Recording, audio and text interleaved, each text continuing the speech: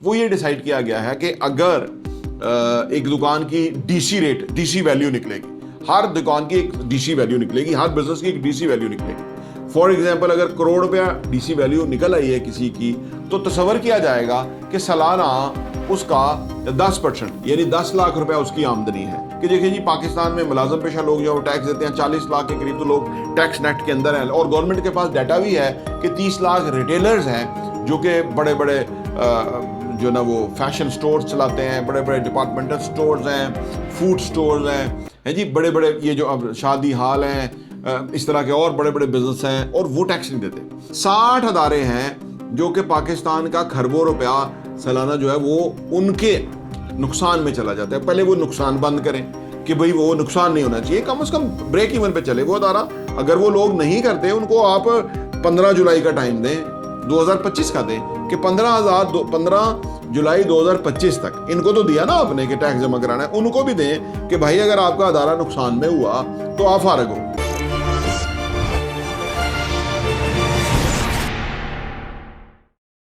अस्सलाम वालेकुम रहमतुल्लाहि व बरकातहू। मेरा नाम अहमद अकील है, आप देख रहे हैं प्रॉपर्टी विजन टीवी। 25 को गवर्नमेंट ने ये ऐलान किया है कि वो पाकिस्तान से 30 लाख के करीब रिटेलर्स हैं कि जिनसे वो टैक्स लेंगे। ये टैक्स बढ़ाने की तरफ कोशिशें हो रही हैं, और ये एक वो जमा तफरीक है जिसका कोई हल, कोई सोल्यूशन, कोई फ़ायदा निकलना ही नहीं है। ऊपर से वक्त भी ज़ाया और ऊपर से रिसोर्सेज भी ज़ाया, क्योंकि माजी में ये हो चुका। ये इस तरह से चीज़ें काम करती नहीं हैं, ठीक है ना। ये ना कोई बात चाहता है, ना ही आप लोगों को कोई इंसेंटिव दे रहे हैं, ना ही लोगों को आप रोटी खाने दे रहे हैं। ऑलरेडी पाकिस्तान के अंदर 17 करोड़ लोग जो है वो गुर्बत की सतह से नीचे हैं, तो अब कोई कारोबार कैसे करेगा जबकि इतने गरीब लोग हो गए। लेकिन फिर भी आप मज़ीद लोगों के ऊपर टैक्स इम्पोज करने जा रहे हैं, तो ये बहुत बड़ा नुकसान होगा। पहले तो मैं ये तफसीलात आपको बताऊंगा कि ये जो टैक्स रिटेलर्स के ऊपर लगाया जा रहा है ये किस तरह होगा, टैक्स कैलकुलेट कैसे होगा, कितना टैक्स है, और माजी में क्या हुआ, और ये कामयाब होगा कि नहीं होगा। आइए बात करते हैं।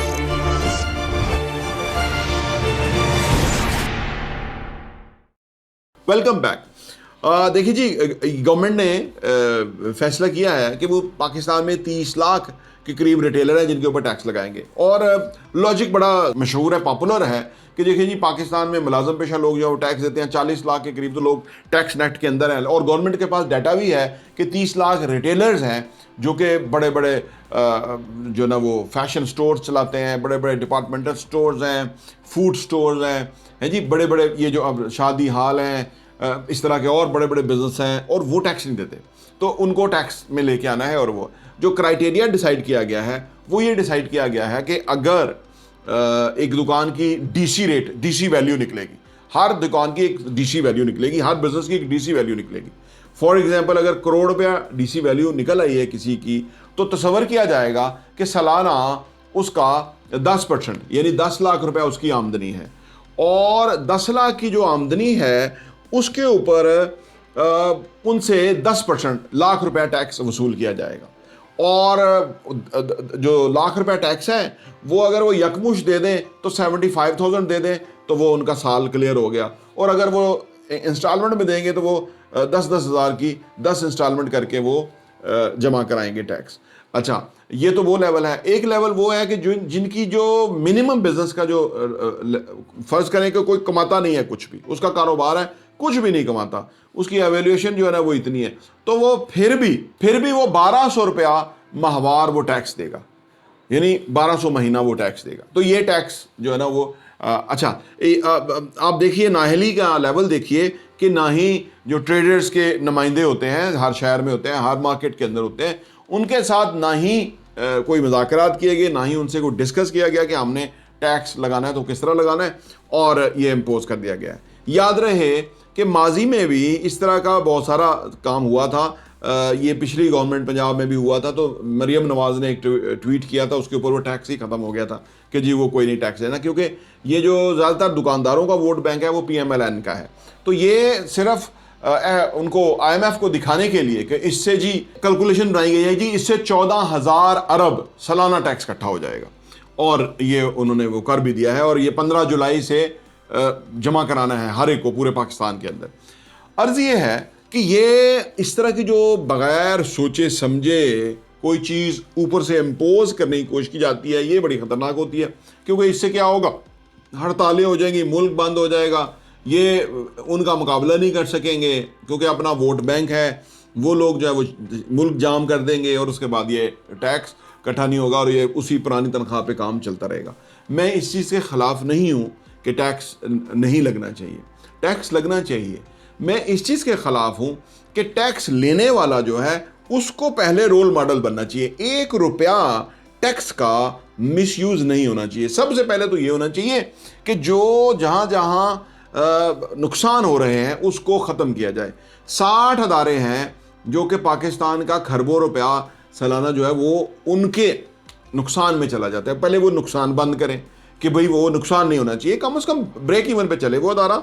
अगर वो लोग नहीं करते उनको आप 15 जुलाई का टाइम दें, 2025 का दें कि 15 जुलाई 2025 तक इनको तो दिया ना आपने कि टैक्स जमा कराना है, उनको भी दें कि भाई अगर आपका अदारा नुकसान में हुआ तो आप फारग हो, आप नौकरी नहीं कर सकते हो। ज़रा मुकाबला करो ना लोगों का, ज़रा बाजू ऊपर करके चीज़ों को पूरा करो ना चेक। फिर 3 अरब रुपया रोज़ का जो बिजली चोरी होती है उसको रोको ना, निकलो ना जाके। ये जो वो जो जिन्होंने जिना हाउस के अंदर जो गुजरने वाले थे उनको मार मार के जो उल्टा लटका के अंदर डाला हुआ है, उनको भेजे ना उनको। वो जो पंजाब का आईजी है उसको आगे लगाएं, तमाम शहरों के जो आईजीज हैं उनको आगे लगाएं, अपनी पलटूने लेके निकले ना ज़रा वर्दियों के साथ, जाके उनको रोके ना जो बिजली चोरी करते हैं। वो आगे मारते हैं गोलियां, वो आगे इनको करते हैं जलील, वो तो ये जाते नहीं है वहाँ। वो गरीब आदमी के ऊपर ही टैक्स लगाना जिसकी आमदनी कोई नहीं है, उसे 1250 रुपया जो है ना वो महीना का टैक्स देगा। क्यों भाई? वो इसलिए कि कमज़ोर है, क्योंकि वो उसका कोई उसके पास कोई बंदूक नहीं है, उसके पास कोई ताकत नहीं है, तो उसके ऊपर ही और जुल्म करेंगे आप। पहले वो रोके ना, दोनों तरफ करें, इनसे टैक्स भी लें और उनसे रोके भी जो लूट मार कर रहे हैं। मुल्क तबाह हाल हो गया है और गरीब आदमी को जो है ना पीस पीस के कितना पीसेंगे। 17 करोड़ लोग तो पहले ही गुर्बत की सतह से नीचे जा चुके, और कितने को आप उनको कहाँ, उनसे क्या निचोड़ेंगे और क्या निकालेंगे उनसे? कोई सुप्रीम चाय लेता है, कोई नहाने वाला साबुन लेता है, कोई कुछ भी लेता है तो उसके ऊपर टैक्स देता है। और क्या दे टैक्स आपको? आप इनसे बड़े बड़े ये जो बड़ी बड़ी गाड़ियों में बिकते हैं, अगर किसी की गाड़ी 4 करोड़ रुपए की है, सालाना उससे 4 लाख रुपया टैक्स लेना। वो जो वन टाइम लेते हैं, उसके अलावा वो रोड पे चलती है ना, ज़रा वो लोगों को ज़रा दिखाते हैं कि वो अमीर है, तो वो 4 लाख रुपए तो देना है गाड़ी का। ये है बेसिकली नलायकों की जन्नत, कि जिसका लगा हुआ है ना, मैं लफ्ज़ नहीं इस्तेमाल कर रहा, जिसका लगा हुआ है ना वो खुश है, और जिसका नहीं लगा हुआ उसी को लूट रहे हैं। क्यों भाई? इंसाफ करो ना। वो जो चीफ ऑफ जस्टिस बैठा हुआ है वो इंसाफ करे ना, उनके ऊपर को वो दे ना फैसले। किसी ना किसी को पकड़ के उल्टा लटकाएं कि भाई इस बंदे ने आज तक 5 अरब रुपए की चोरी कर ली है बिजली, क्यों ये लैंड लॉसेज हैं? तो मुश्किल काम करें। आपको इसलिए वैसे तो मैंडेट मिला नहीं है, आपको ऊपर बिठाया इसलिए है, आप वो मुश्किल काम हल करें। उधर जहाँ से गोलियां आती हैं आगे से, वहाँ जाएं, जामे शहादत नोश करें, ठीक है ना, ताकि उनका जो है ना वो नक्कू ठपें, ताकि लोग कम से कम सुख का सांस लें और लोग टैक्स दें। लोग तो खुद टैक्स देना चाहते हैं। मसला ये नहीं है कि लोग टैक्स नहीं देना चाहते, मैं बिल्कुल ये बड़े ईमानदारी से कह रहा हूँ, लोग टैक्स देना चाहते हैं। हमारे यहाँ पाकिस्तान दुनिया का दूसरा या तीसरा मुल्क है जो खैरात सबसे ज़्यादा देता है। खैरात इसलिए देते हैं कि अल्लाह की ज़ात रिवार्ड देती है। टैक्स इसलिए नहीं देते कि ये लूट मार कर जाते। इनके बाप का मुल्क तो नहीं है कि ये इतने महंगे अखराजात करें, हैं जी, इंटरनेशनल टूर करें और अपनी जागीर बनाए बैठा हुआ है। जो पैसा आ रहा है वो अंदर कर रहे हैं, ये किस्त मिलेगी उसमें भी कईयों के कट निकलेंगे, है जी। वो सागडार को वजीर खजाना नहीं बनाया तो उसको वजीर खारजा बना दिया, पर कुछ ना कुछ तो उसको बनाना है। वो पहले बिलावल को बना दिया था। भाई लोगों को चेक तो करो यार, ये इनके अंदर कोई रूह रात है भी कि नहीं है उस शोबे की पर्टिकुलर। ऐसा जैसे उन खानदानों का मुल्क है, वो खानदान वालों ने अपने बंदे खड़े करने हैं, कभी कोई आ जाएगा, कभी किसी को लूट ले, कभी कोई खड़ा कर दे। ये जुल्म है, ये ज्यादती है, ये आप नहीं कर सकते। मैं आपको दावे से कहता हूं आप ये नहीं टैक्स ले सकते। उसकी वजह, टैक्स लेने के लिए पहले आपको खुद अपना मामला दुरुस्त करना होगा। पहले लोगों का ट्रस्ट आता है, पहले लोगों का यकीन आता है, इत्मीनान आता है कि ये लोग 2 नंबर नहीं है, ये लोग चोर नहीं है, ये लोग जो है वो इंसाफ के साथ वो काम करेंगे, फिर टैक्स इकट्ठा होता है। ऐसे टैक्स इकट्ठा नहीं होता। दुनिया ऐसे तरह टैक्स नहीं इकट्ठा करती। गुंडागर्दी से कोई टैक्स नहीं इकट्ठा हो सकता। गुंडागर्दी से टैक्स नहीं इकट्ठा होता। गुंडागर्दी से आप उन लोगों को कंट्रोल करें कि जो बुनियादी तौर पे इस मुल्क के अंदर नुकसान कर रहे हैं, जिन्होंने ये महंगे रेंटल पावर लगाए हुए हैं और पैसा बिजली नहीं बनाएंगे और फिर भी वो डॉलर में पैसा देंगे। फैक्ट्री लगी है लाहौर में, उधर साहिवाल में, कोयला आता है इंटरनेशनली इंपोर्ट होता है कराची से, फिर वो ट्रालों में चलता है और जाके वो कोयला जो है वो साहिवाल पहुंचता है। ये किस बेवकूफ़ की इजाद है? उस बेवकूफ़ को तो पहले 23 मार्च पे 17 इम्तियाज़ देना कि इतना बड़ा बेवकूफ़ है ये कि जिसने ये काम किया। भाई ये साहिवाल की बजाय तुम कराची में लगा दो, कम ये पेट्रोल तो ना लगे ना जो इम्पोर्टेड फ्यूल के ऊपर हमारी गाड़ी चलती है, वो भी बाहर से हम लेते हैं उधार, और उसके ऊपर गाड़ी चलती है और वो कोयला को लेके जा रही है, कोयले को सैर करा रहे हैं, क्या ज़रूरत है? अर्ज करने का मतलब यह है कि देखें, नीयत चलती है, अकल प्रिवेल करती है, ठीक है ना, अप्रोच चाहिए होती है, क्रेडिबिलिटी चाहिए होती है, ऑनेस्टी चाहिए होती है, ठीक है ना। मरना सब ने है, रमज़ान शरीफ है, हर एक ने अपने अमाल करके मरना है। लेकिन जो ये बदअमालियों से भरा हुआ है ना मुल्क हमारा, ये लोग, इन लोगों पे अजाब जल्द आएगा इंशाअल्लाह ताला। पहलों पे भी आया, इन पे भी बहुत बुरा अजाब आएगा, क्योंकि ये लोग बदनीयत हैं और ये लोग सिर्फ आम आदमी को पीसने के ऊपर लगे हुए हैं। वसाइल नहीं कम होते, मिसयूज होता है वसाइल का, उस वजह से चंद लोग अमीर हो जाते हैं और बाकी सारे गरीब हो जाते हैं। तो ये जो 30 लाख लोगों से टैक्स लेना है, बड़े बड़े, आज आप किसी भी जगह चले जाए, बड़े स्टोर पे चले जाए, क्रेडिट कार्ड नॉट एक्सेप्टेड लिखा होता है, वो आपको रसीद नहीं देते हैं, जो आपने कोई उनको चेक ही नहीं करने वाला। ये निकाले ना FBR वालों को, जाके देखे ना, हर जो पॉइंट ऑफ सेल है उसके ऊपर जाके सुबह शाम पैरा दें। क्योंकि मैं अर्ज कर रहा हूँ ना, जो बनाने वाले हैं वो, उनको लोग लानते भेज रहे हैं, तो वो क्या तजवीज़ चलेगी और क्या मामला चलेगा? ये बेज़ुबानी जमा खर्च है IMF को बेवकूफ़ बनाने के लिए कि एक दफ़ा जो है ना वो हमें वो बड़ी किस्त मिले, बड़ा प्रोग्राम मिले, 24वां प्रोग्राम पे जा रहे हैं। भाई कितने करोगे प्रोग्राम? इसको इधर ही रोको, कोई और रास्ता भी इख्तियार करो। कहते हैं वो बेवकूफ़ इंसान है जो एक ही चीज़ बार बार करे और दूसरे नतीजे का एक्सपेक्ट करे कि इस दफ़ा नतीजा बदल जाएगा। 24वां प्रोग्राम हो गया, नतीजा नहीं बदला, मुल्क पीछे ही जा रहा है। अभी वो OGDCL के शेयर बेचे हैं कि जी उससे हमारा को पता नहीं कोई 30 अरब पता नहीं कितना आएगा। इससे क्या करेंगे आप? वो कोई $250 अरब भी नहीं बनता, तो UAE को OGDCL जो महकमा ऑलरेडी जो 100 से ज़्यादा अरब जो है सालाना मुनाफा कमाता है, उसको बेच रहे हैं, और जो नुकसान कर रहे हैं उनको नहीं बेच रहे। नुकसान करने वाले इदारों को बेचने का तरीका होता है कि पहले कंपिटेंट लोग उसमें डालें, उसको प्रॉफिट में लेके आएँ, पहले पॉजिटिव तरीके से वो चलना शुरू हो जाए, उसके बाद उसको बेच दें।